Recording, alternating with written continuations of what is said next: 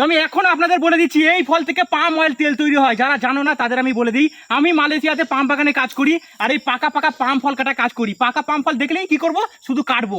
Video ভালো লাগলে like দিয়ে যাবে। আর কি করে আমি পাকা পাম ফলটা কাটি দেখুন তাহলে।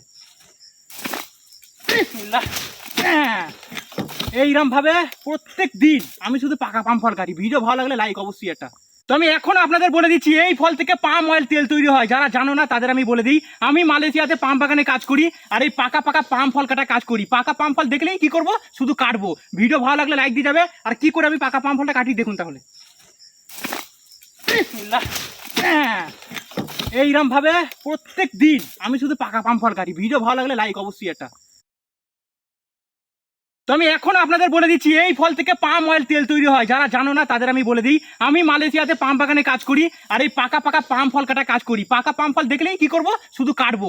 ভিডিও ভালো লাগলে লাইক দিয়ে যাবে। আর কি করে আমি পাকা পাম ফল